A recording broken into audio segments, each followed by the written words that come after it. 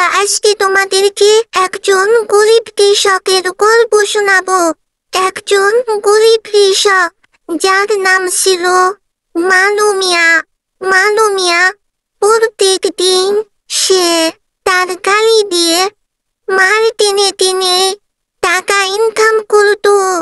মালু মিয়া তার গরুর গাড়ি দিয়ে মানুষের মাল বহন করে করে তাদের বাড়িতে নিয়ে যাইতো।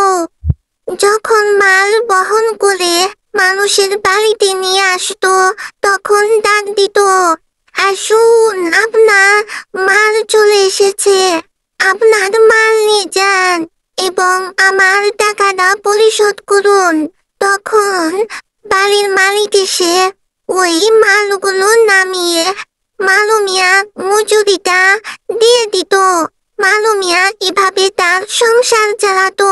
মজুরিটা নিয়ে মালু মিয়া খুব খুশি ছিল এবং সে মাল নামিয়ে দিয়ে তার খালি গাড়িটা আবার আস্তে আস্তে চালিয়ে তার বাড়ির দিকে চলে যাইতো। এভাবে মালু মিয়ার জীবন চলতেছিল। তারপর যখন সে বাড়িতে আসে তার কোদালটা কাঁধে করে নিয়ে তার ক্ষেতের দিকে যাইতে থাকে। খেতে কাজ করতে থাকে, খেতে কাজ করে ফসল ফলায় এবং এভাবেই মালু মিয়ার জীবন চলতে থাকে। মালু মিয়ার খেতে এসে মালু মিয়া কোদাল কোপাইতে থাকে। এভাবে অনেক দিন ধরে মালু মিয়া কষ্ট করে এবং খেতে ফসল ফলাইতে থাকে। মালু মিয়ার খুবই কষ্ট হয়ে যায়।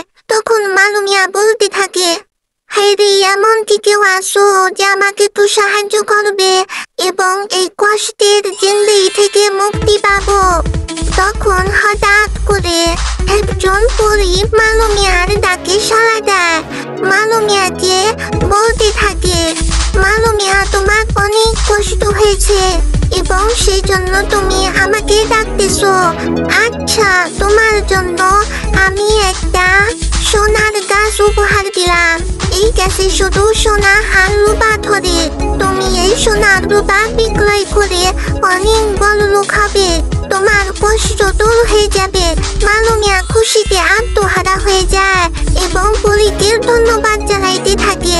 তারপরে পরী তার কাছ থেকে বিদায় নিয়ে চলে যায়।